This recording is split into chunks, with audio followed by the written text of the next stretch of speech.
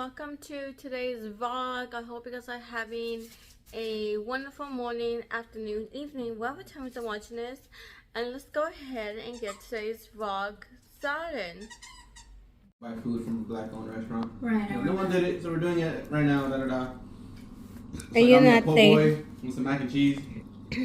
Lunch came around. I just had the po' boy, no mac and cheese. Because I guess unbeknownst to Cameron, Rudy had a second bag that he just left. Hey guys, so much later. I was planning to do like a full day vlog, but I got busy. I went over to my mom's. I spent time with her a little bit. We went grocery shopping. I could have just filmed a little bit over there, but I completely forgot.